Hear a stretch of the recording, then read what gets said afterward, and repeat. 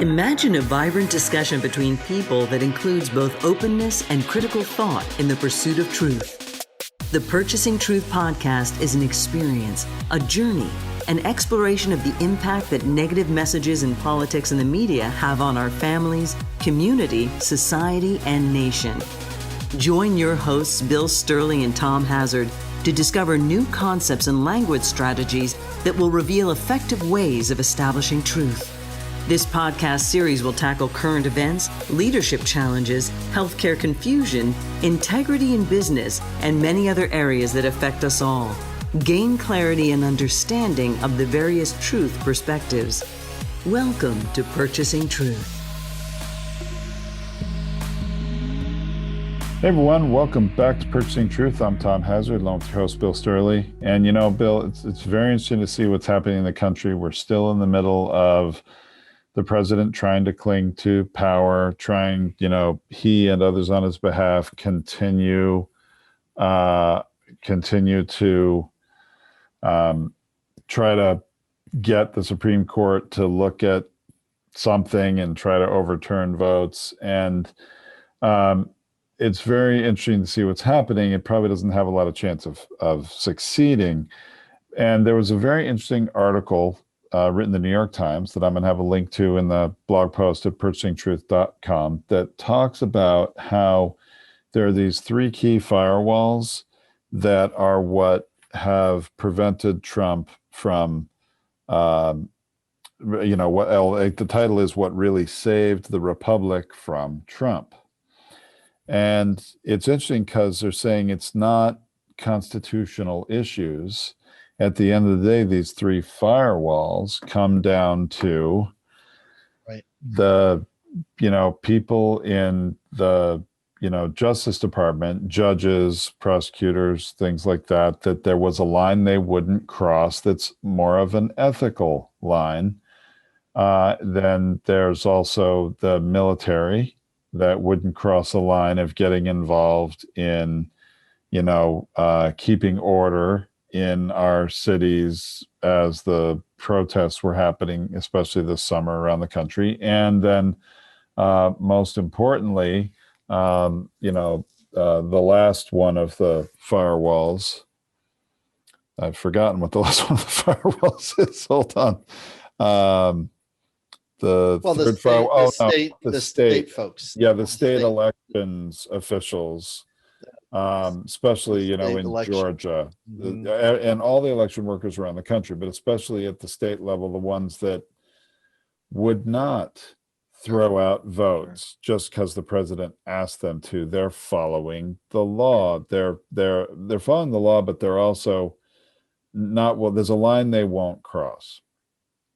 And so this is very interesting. You and I have talked about ethics versus laws and, civics. And really, this appears to be what has saved the republic from a leader desperately trying to cling to power despite his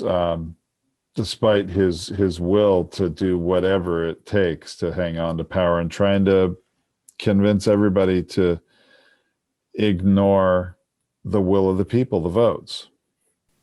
So the challenge is ethics versus legal. What is something that's going to be legally prosecuted versus something that's ethical? The need for trust and integrity is really the things that make democracies really fragile. And there's a fragility to, there's the fragile part of a democracy is you've got to trust the poll worker. You've got to trust the election officials, those people that ran for those positions, the people that we elected to be those positions, the governor and the various different secretary of states to execute the law as it's being described. Every vote will be counted. And are people going to make mistakes? Yes. Are people going to try to, maybe vote twice? Or will people do that? Yeah, there's people that do that. And as Bill Barr said, there's no evidence of any extensive fraud in the election system. And why would Bill Barr do that?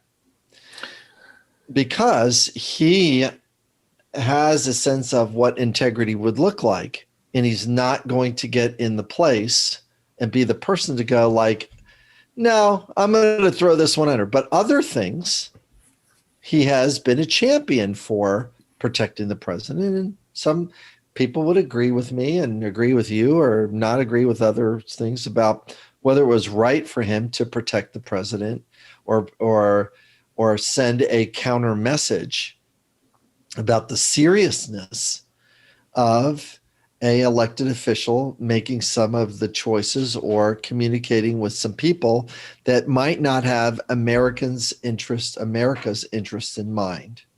They have the interest of their country in mind, not our country. All right. Well, we talked about the Justice Department. That's partly the State Department. Not as much so. But partly, they partly stood up. That was the whole trial for the impeachment.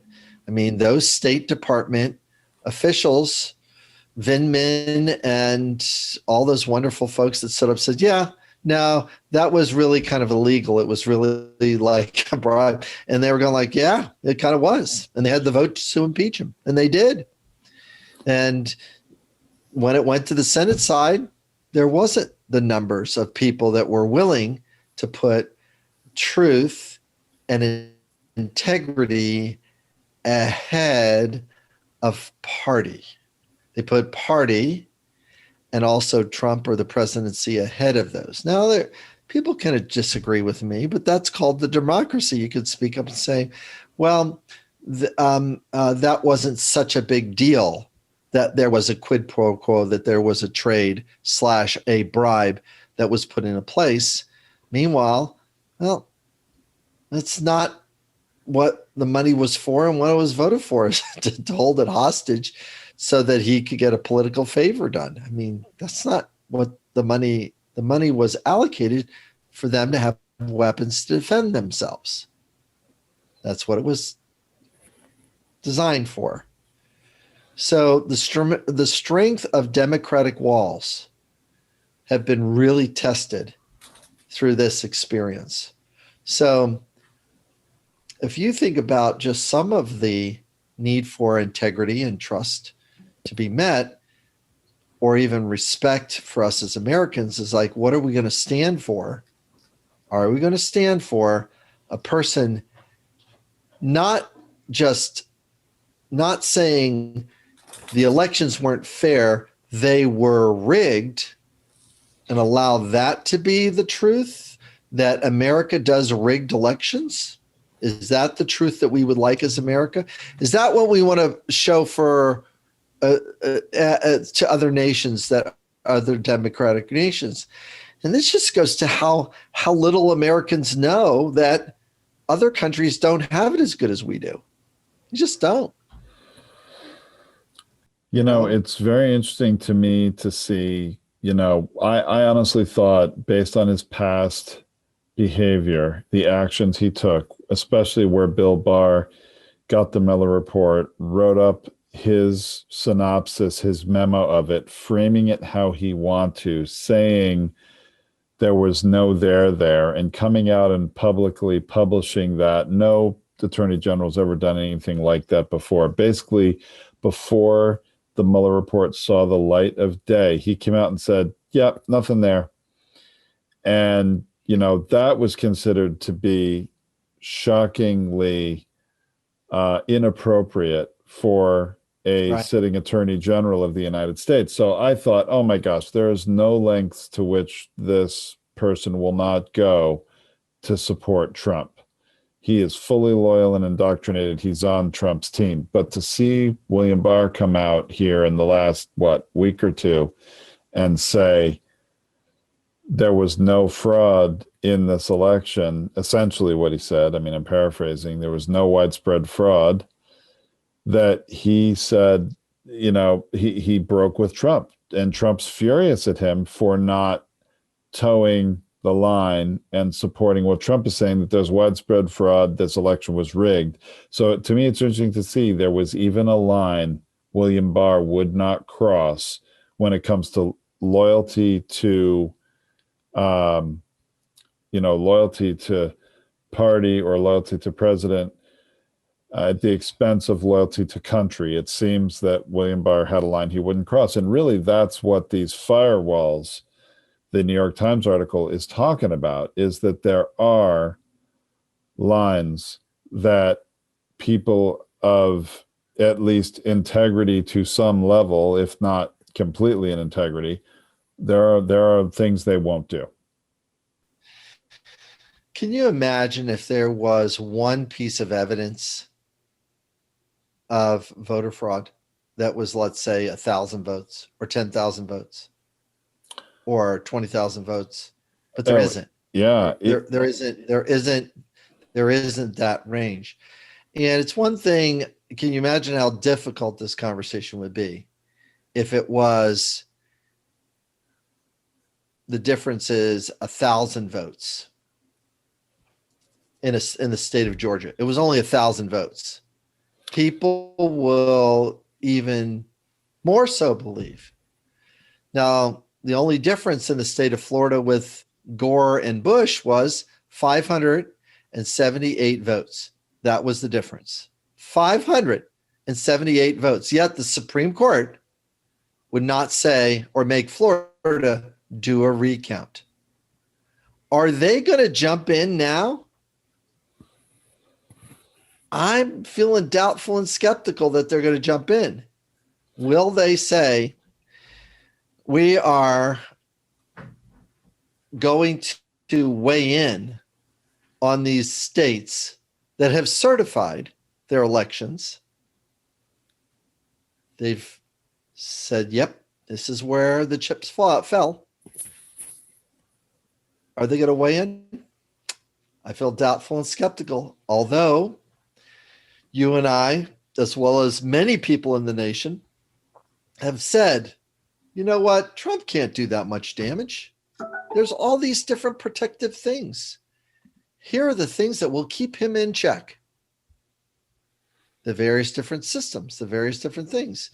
What they didn't know regarding this is that branding, marketing, and sales can overcome systems.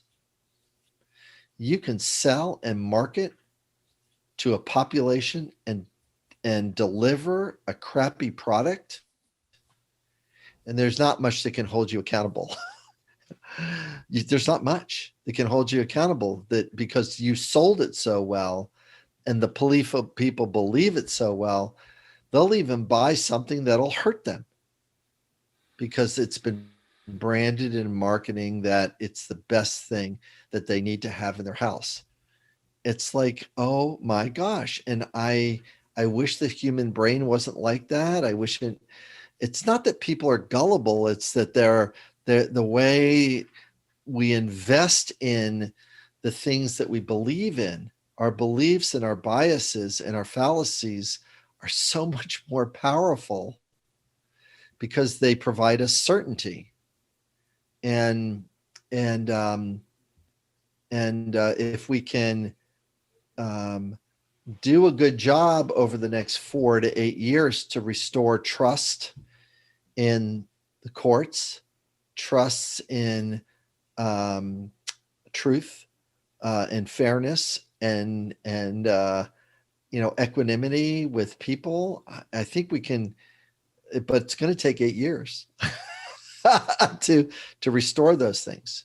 And so we have a bit of work to do to restore the democratic firewalls with the values that we've left behind. And by democratic firewalls, you don't mean Democratic Party. You mean like our republic, our norms. The republic is a better way to say it. It's a republic. I just wanted to make sure. The firewalls of the republic is a better way to say it. Yeah, I didn't want people to think you were, saying the Democrats need to take over. But it's just that, we all need to remember, obviously we're all Americans, and what that really means. And to some people, yeah, it means freedom, but it doesn't mean freedom to do whatever you want at the expense of others. At the end of the day, Americans voted, Yeah. and more than It's the 81 million firewalls of the people. Republican. Yeah. That's right. They voted. They voted, and the firewalls of the Republican say is really a is that we're staying in the process, and really stepping up and stepping into um, things like, what does the word conservative mean? What does a balanced budget mean? What are these things put into proportion? If you're giving food stamps and it is only 0.5% of the taxes you pay, yet you're paying, 25 cents on the dollar for military, that proportionality is not considerate to your fellow Americans. If you're not supporting infrastructure and helping our nation grow and develop and move forward as a nation, and you're not building, the whole point of infrastructure is in order to help commerce.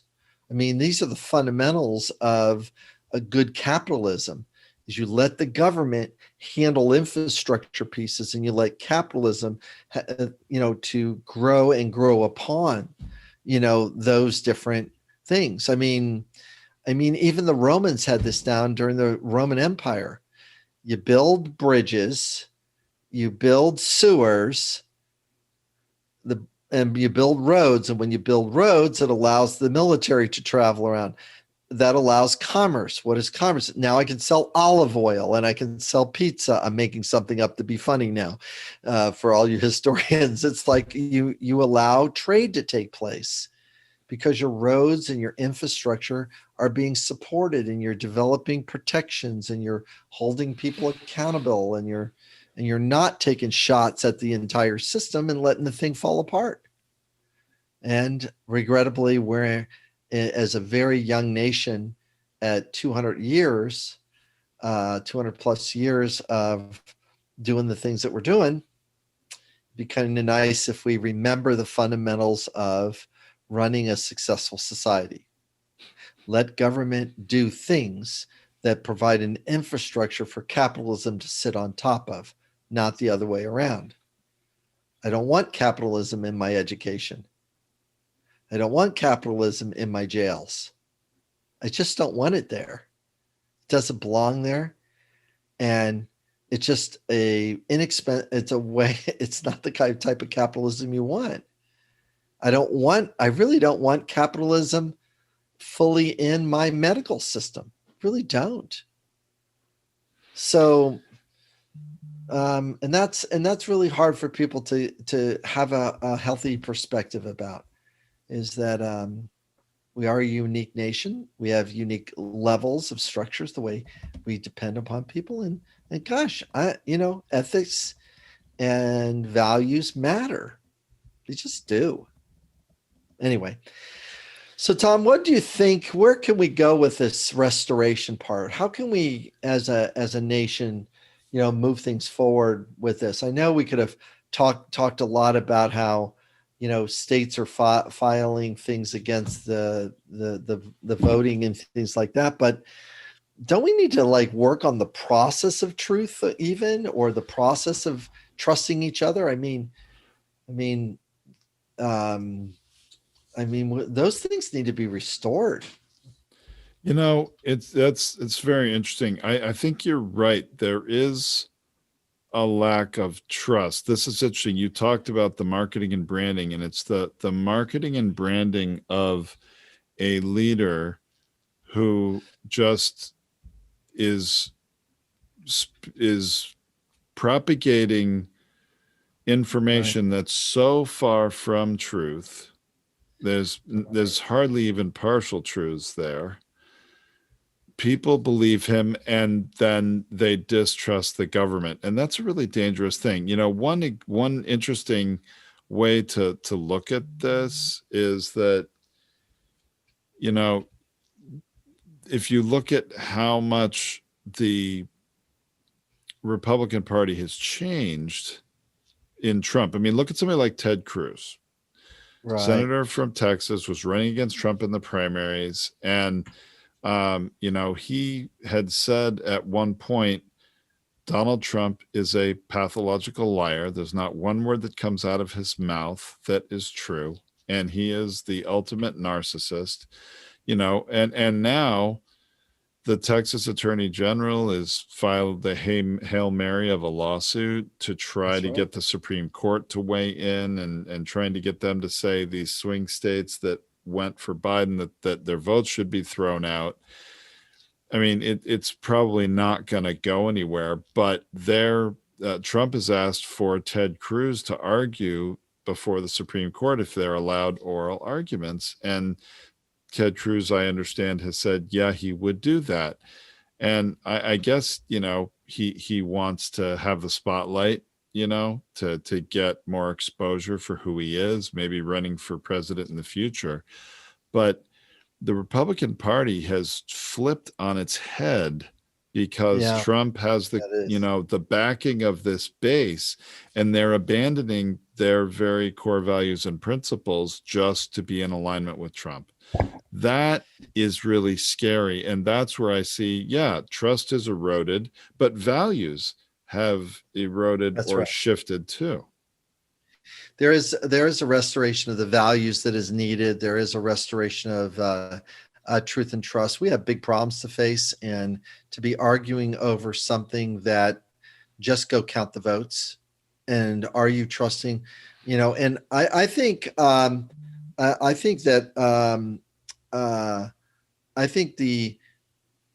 the media's got to do a better job to, when somebody says something fraud, do you have one, to ask the question right there? The follow-up question is, do you have one piece of evidence that you can put in front of us in this moment, or otherwise we're not going to cover this? Tell them right off the bat that they're not going to cover it. Do you have one piece of evidence? Can you show me something? Do you have a picture? Do you have something that's admissible at court so that I can take you seriously? Wow, ma'am, what you're saying is hearsay. It's something that you have seen. Is that right? Is that what it is? Or is this something that someone told you? Ma'am, in a court of law, that's called hearsay.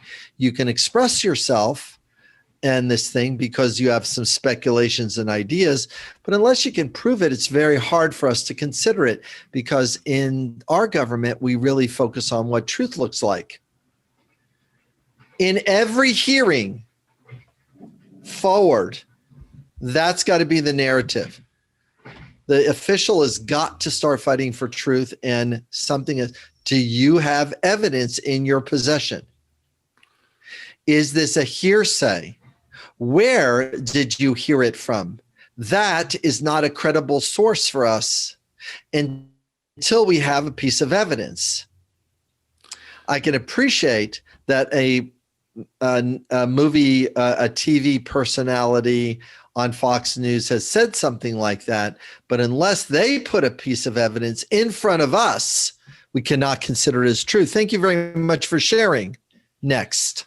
Right. And fortunately, pretty much every judge has done just that. Where's the evidence? And in fact, even, Rudy Giuliani, who speaks from a podium all the time, says there's massive fraud everywhere. When he's been in front of a judge every time, so he has said to the judge when asked about where evidence of fraud is, oh, no, we're not alleging fraud. And it's like, well, then why are we here? So the judges have stood up for truth, really. And I think the judges need to include the following sentence. Oh, so this is a marketing effort. This is something so that you can get the message or the perspective of truth taking place. And this is not about really finding truth. This is about you providing a marketing or a sales or a branding effort so that you can get your message out, and hopefully people will cover it and believe you. Is that what this is? Yeah, we don't do that in the court of law. That'd be nice. They've got to be actually that. Yeah. They've got to start calling for what this is, because this is a marketing and branding effort to win the hearts and minds of people, not to pursue truth. That's the hard part about our discussion, Tom. And that's why we're doing this show that we do, this purchasing truth piece, is you got to call it for what it is. Hey, the hearts and minds of things appealing to a person's beliefs, biases, and fallacies is not fully true. And it really, I guess we could like stick it right there. That's where the landing is. And we've got to do some things to restore truth and trust in our conversation and to make it go better. It's shocking how it's such a struggle to agree on truth and to restore trust. But I guess it's a hill we still have a long way to climb. So thanks, Bill. Do. All right. Talk to you soon, Tom. Thanks a million. Bye. Thank you for listening to this Purchasing Truth podcast. We trust that you have enjoyed this engaging and thought-provoking conversation. Our hope is that you've received value, found clarity, and broadened your truth perspective in this episode. If you did, leave us a review or visit our website, purchasingtruth.com. Join us again for another informative and content-rich discussion here at the Purchasing Truth podcast. Don't just accept whatever information comes your way. Join the discussion. Discover your own voice. Purchase your own truth.